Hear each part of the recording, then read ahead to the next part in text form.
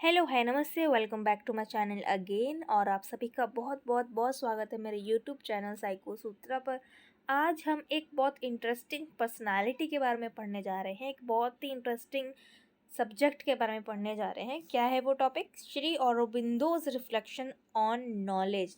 आज हम पढ़ेंगे नॉलेज के बारे में और श्री औरोबिंदो कौन थे और इन्होंने नॉलेज के ऊपर क्या क्या कहा है इसके बारे में हम जानेंगे in Indian psychology. So without any further delay चलिए स्टार्ट करते हैं आज का video. Sri Aurobindo's reflection of knowledge are deeply embedded in broader Indian philosophical and psychological traditions, especially those rooted in Vedanta and Yoga. Vedanta and yoga में इन्होंने काफ़ी सारे अपने विचार रखे हैं और फिलोसफिकल एंड साइकोलॉजिकल ट्रेडिशन में हमें औरोबिंदो के बारे में और इन्होंने क्या क्या बातें कही हैं, क्या क्या चीज़ें दी हैं, इनके बारे में हमें जानने को मिलता है। Right, his insights offer a unique synthesis of spiritual and psychological perspective, offering a profound alternative to western models of cognition and consciousness. हमने इंडियन साइकोलॉजी के जितने भी अभी तक लेक्चर्स किए हैं उन्होंने उसमें हमने देखा कि इंडियन पर्सपेक्टिव क्या है और वेस्टर्न पर्सपेक्टिव क्या है, और उसमें कुछ मेथोडोलॉजिकल इश्यूज हैं, कुछ रिसर्च होनी ज़रूरी है, लेकिन उसका एक समाधान के रूप में हम कह सकते हैं श्री औरोबिंदो जी ने इंडियन को, मतलब इंडियन जो मॉडल है उसको, इंडियन मॉडल को इतना अच्छे से समझाया है कि वेस्टर्न जो मॉडल है कॉग्निशन एंड कॉन्शियसनेस का, उसको इंडियन के रूप में देखिए। इंडियन के रूप में का मेरे क्या मतलब है? देखिए, इंडियन जो पर्सपेक्टिव है उसमें क्या आता है? Introspection, meditation, subjective experience.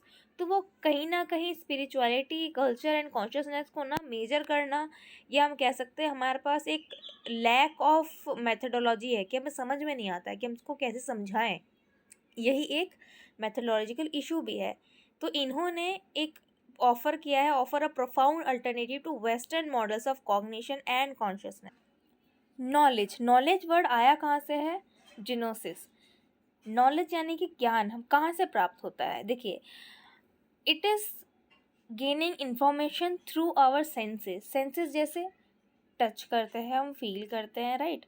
Knows से हमारे सेंसरी ऑर्गन्स कौन कौन से हैं? देखिए, सेंसेस, देखना आई, ठीक है, आई से हमारा विज़न, नोज से हमारा स्मेल, ठीक है, ऑल्फैक्टरी हो सकता है, टेस्ट से, टंग से, है ना, गस्टेटरी हो सकता है, एंड हम सुनते हैं, वो भी एक सेंसेस है, राइट। तो सुनना, देखना, चखना, इन सब से हम इंफॉर्मेशन जो गेन करते हैं इसी को हम नॉलेज कहते हैं।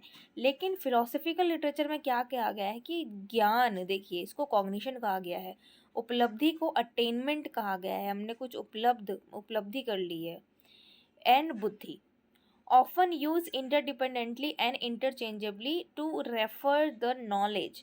फिलोसफी में ना बुद्धि, उपलब्धि और ज्ञान को हम एक ही चीज़ें समझ लेते हैं, हालांकि ये थोड़ा थोड़ा अलग है, लेकिन ये अक्सर एक दूसरे से एक्सचेंज करके ये वर्ड टर्म्स यूज़ किए जाते हैं। यहीं अगर हम सांख्य फिलोसफी में देखें ना, तो सांख्य थ्योरी में क्या बताया गया है? पुरुष बताया गया है, प्रकृति बताया गया है, ठीक है। मैंने पहले भी इंडियन साइकोलॉजी के जितने भी लेक्चर्स है, पहले, दूसरे, तीसरे, सब में समझाया है सांख्य फिलोसफी के बारे में। पुरुष होता है एंड प्रकृति होता है। पुरुष यानी कि आत्मा, सोल, प्योर कॉन्शियसनेस, एंड प्रकृति यानी कि मटेरियल वर्ल्ड। सो इसमें क्या कहा गया है कि knowledge is the mode of buddhi which is evolute of prakriti and पुरुष। क्या समझ में आया?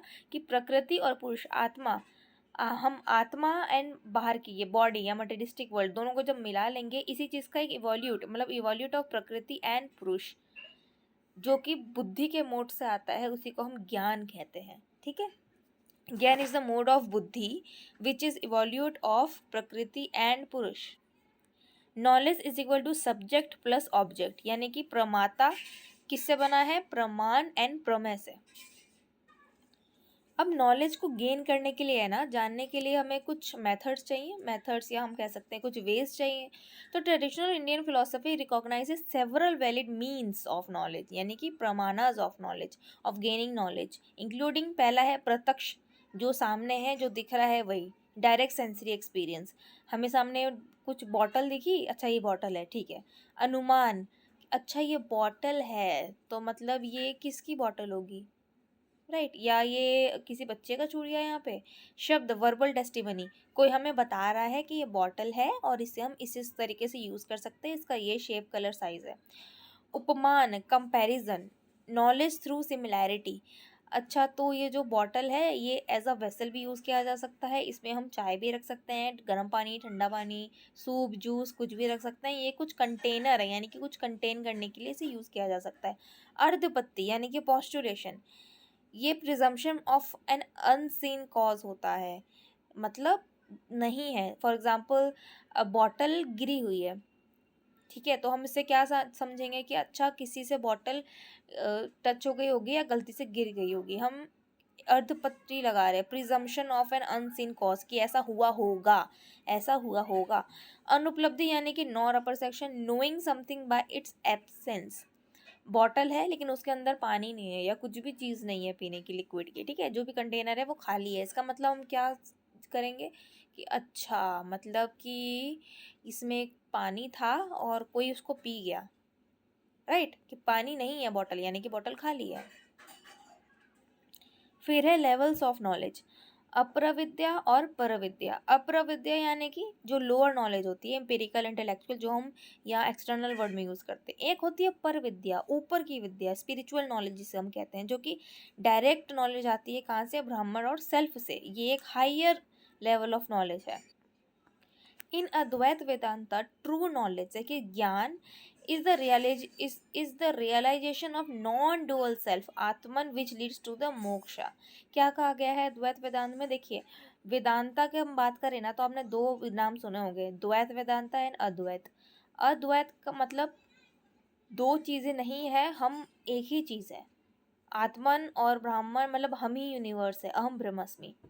लेकिन द्वैत वेदांत में क्या कहा जाता है कि आत्मा और बॉडी अलग अलग है, ठीक है। अद्वैत यानी कि एक है, ओके। सो इन अद्वैत वेदांता ट्रू नॉलेज, ठीक है, सच्चा ज्ञान कहाँ से आता है? जब हम ये रियलाइज कर लेते हैं कि हम और ब्रह्म, हम और यूनिवर्स एक ही है, और जब हमें रियलाइजेशन हो जाता है तब हमें मोक्ष की प्राप्ति होती है, which leads to liberation. Shri Aurobindo reflection of knowledge की बात करें, ये इंडियन पर्सपेक्टिव था। इन्होंने क्या कहा? Shri Aurobindo reinterprets the Indian psychological ideas into an integral and evolutionary framework. His thought और knowledge expand beyond intellectual comprehension to a multi layered experience of consciousness. इन्होंने इसको बहुत अच्छे से और डिटेल में जाके एक्सप्लेन किया है। नॉलेज एज कॉन्शियसनेस, देखिए इसमें इन्होंने नॉलेज को अलग अलग तरीके से एक्सप्लेन किया है। तो हम पहला पढ़ रहे हैं, knowledge as consciousness. For Sri Aurobindo, knowledge is not just a product of intellect but a manifestation of consciousness, जो कि है चित्त। श्री औरोबिंदो के लिए इन्होंने क्या कहा कि नॉलेज जो है वो इंटेलेक्ट तो है ही, बुद्धि तो है ही, लेकिन ये कहीं ना कहीं हमारे जो चेतना है उसका मैनिफेस्टेशन भी है, जिसके अंदर सारी चीज़ें समाई हुई है। ट्रू नॉलेज अलाइंस, ठीक है, true knowledge arises when one aligns with the higher planes of consciousness. इसका मतलब सच्चा ज्ञान कहाँ से आता है? प्योर ज्ञान, ठीक है। ट्रू नॉलेज कहाँ से अराइज होता है? जब हम और हमारा हायर प्लेन मैच होता है, ठीक है, हम हायर प्लेन्स में जाते हैं, हम इवॉल्व होते हैं। ही डिस्टिंग्विशन बिटवीन माइंड बेस्ड नॉलेज, जो कि माइंड का नॉलेज है, एंड सुप्रामेंटल, जो कि बड़ा है, इंट्यूटिव, इंटीग्रल, इनफैलिबल जो ज्ञान है, उन दोनों में उन्होंने डिस्टिंग्विशन बताया। औरोबिंदो ने जो नॉलेज के बारे में समझाया है, देखिए इन्होंने कॉन्शियसनेस के बारे में तो देखिए सभी बात करते हैं, इन्होंने एक लेवल ऊपर जाके सुप्रामेंटल नॉलेज की बात की है। एक होता है माइंड बेस्ड नॉलेज, हमारे माइंड में जितने भी नॉलेज है, हम जो भी इंफॉर्मेशन गेन कर रहे हैं, एक वो टाइप का नॉलेज। दूसरा सुप्रामेंटल, ऊपर वाला, जिसको हम कहते हैं इंटीग्रल, या हमें जो इंट्यूशन आता है, हमें जो गट फीलिंग आती है, या हमें बस आभास होता है ना। इनफैलिबल, इंटीग्रल एंड इंट्यूटिव, जो कि है सुप्रामेंटल नॉलेज, उसकी बात की है। सच चित आनंद इन्होंने बात किया है, सच चित आनंद की बात की है। अच्छा, आपने इंटीग्रल योगा, इंटीग्रल कॉन्शियसनेस की बात सुनी होगी। इंटीग्रल योगा भी जिन्होंने दिया था, फाउंडर का क्या नाम था? सच चित आनंद। इसी को सच चित आनंद, ट्रू कॉन्शियसनेस एंड ब्लिस, ठीक है। अभी मैं आगे अच्छे से और एक्सप्लेन करूंगी, ये टर्म बहुत इंपॉर्टेंट है। अब इन्होंने ना 4 planes of mind and knowledge दिए। 4 प्लेन होते हैं, कौन कौन से? Physical mind, vital mind, thinking mind and intuitive mind. तो देखिए, Shri Aurobindo outlines a hierarchy of consciousness. पहला तो है फिजिकल ब्रेन, ठीक है, मतलब फिजिकल ब्रेन का फिजिकल माइंड। अच्छा, काफ़ी जनों को ना, मुझे पता है, माइंड और ब्रेन में डिफरेंस नहीं पता है। क्या डिफरेंस है मैं बताती हूँ। माइंड जो है वो एक नॉन फिजिकल एंटिटी है एंड जो ब्रेन है वो फिजिकल एंटिटी है। मतलब ब्रेन को हम छू सकते हैं, आप अपने ब्रेन को, हेड को टच कीजिए, आप अंदर से उसको टच कर सकते हैं, लेकिन वो एक नॉन फिजिकल एंटिटी है माइंड, उसे हम टच नहीं कर सकते, देख नहीं सकते, ठीक है। Anyways, let's come to the point. पहला है फिजिकल माइंड, जो कि हम सेंसरी नॉलेज, जो हम देखते हैं, सूंघते हैं एंड जो सुनते हैं, जो टच करते हैं, जो फील करते हैं, जो आभास करते हैं, उसको हम गेन करते हैं, उसी को नॉलेज बोलते हैं। इन्फॉर्मेशन थ्रू द और सेंसेस, जो हमने पहली बार जो पढ़ा था, ग्नोसिस, नॉलेज का डेफिनेशन वही सेम। फिर है वाइटल माइंड, जिसके अंदर हमारे डिज़ायर्स होते हैं, इमोशंस होते हैं, इम्पल्सेस होते हैं, गुस्सा होता है। फिर है थिंकिंग माइंड, जो रीजनिंग लगाता है, ठीक है, लॉजिकल रीजनिंग, डिस्कशन करता है, डिबेट करता है। फिर है इंट्यूटिव माइंड और ओवर माइंड और सुपर माइंड, ठीक है। ये वाला जो प्लेन है, फोर्थ प्लेन, ये एक हायर फैकल्टी है, जहाँ पे नॉलेज डायरेक्ट होता है, एक होलिस्टिक वे में होता है और ल्यूमिनस होता है। Third one is intuition and supramental knowledge. अच्छा, इस वीडियो में ना आपने सोचा होगा कि ये इंट्यूशन के बारे में मैडम ज़्यादा बताएं या सुप्रामेंटल के बारे में ज़्यादा एक्सप्लेन करें। तो देखिए, intuition for Shri Aurobindo is a key instrument of spiritual psychology. क्यों है? बेसिकली हम औरोबिंदो जी का नाम सुनते हैं ना, तो हम सुप्रामेंटल कॉन्शियसनेस, मतलब consciousness and supramental knowledge and intuition, इन सब, ये सब वर्ड हमारे माइंड में आना चाहिए। फॉर एग्जांपल, अगर मैं बोलूँ सिगमंड फ्रॉइड, तो आपके मन में क्या आएगा?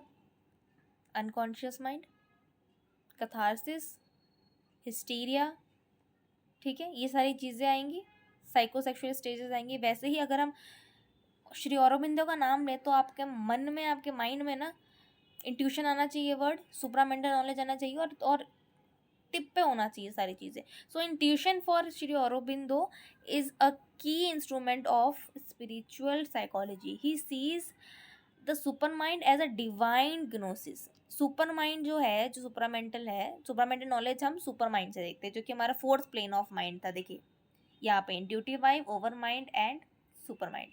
ही sees the super mind as a divine gnosis where knowledge is not separate from being or action. Unlike ordinary knowledge, supramental knowledge is to know is to become. हम जो जानेंगे वो बन जाएंगे, हम जानेंगे तो बन जाएंगे।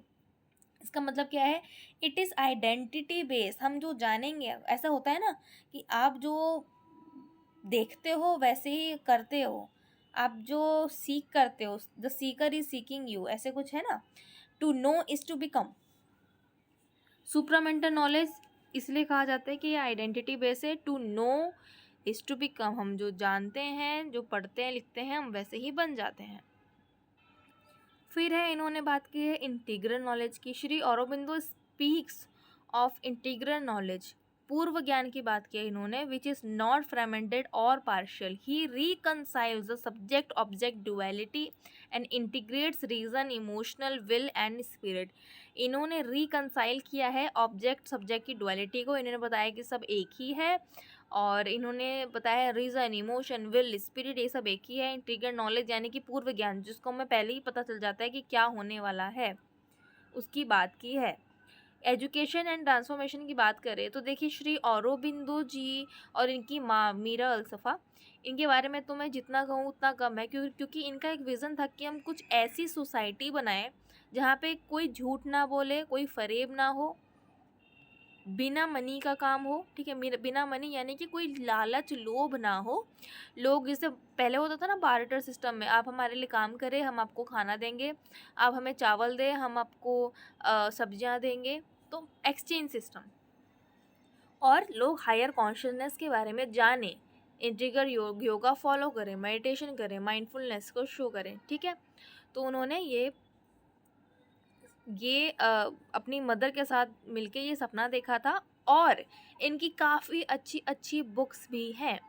ओके, सो एजुकेशन और ट्रांसफॉर्मेशन, एजुकेशन फील्ड में इन्होंने क्या किया, in line with Indian psychology Shri Aurobindo emphasizes inner knowledge and self discovery over rote learning. He believed true knowledge is transformative and leads to evolution of consciousness. एक सच्चा ज्ञान इतना इंसान को ट्रांसफॉर्मेटिव बना सकता है, ट्रांसफॉर्मेशन उसके अंदर कर सकता है एंड कॉन्शियसनेस को बढ़ा सकता है. अगर हम सेल्फ डिस्कवरी पे जाएंगे ना तो हम बहुत कुछ सीख सकते हैं और सेल्फ अवेयर हो सकते हैं. कुछ कोट है श्री औरोबिंदो जी के जो कि बहुत डीप है और इनके ही हम कह सकते हैं कि इनका पूरा ज्ञान का जो सार है वो इसमें है. All knowledge is within and has to be evoked by the education rather than the instant from outside. क्या कहा है कि सारा ज्ञान हमारे खुद के अंदर है, ज़रूरत है तो बस उस एजुकेशन की जो हम खुद से खुद को जान सकें, ना कि कोई और बाहर से कोई नॉलेज दे. सारी नॉलेज हमारे खुद के अंदर है. True knowledge is not attained by thinking, सोचने से सच्चा ज्ञान नहीं मिलता है. It is what you are, it is what you become. तुम क्या करते हो, ठीक है, तुम क्या हो वही तुम बन जाते हो. ट्रू नॉलेज ये नहीं है कि हम उसके बारे में सोचते रहें. सो आई होप आपको आज का वीडियो पसंद आया हो. डू लाइक, कमेंट बताएं आपको ये शॉर्ट नोट्स में पूरा वीडियो कैसा बना. बहुत मेहनत लगती है पूरा कंटेंट निकालने में, क्रिस्प शॉर्ट करने में एंड आपको एक हैंड रिटन नोट्स के रूप में पढ़ाने के लिए वीडियो बनाने में बहुत मेहनत लगती है. प्लीज़ डू अप्रिशिएट, लाइक करें, कमेंट करें और मिलते हैं अगले वीडियो में. Bye bye.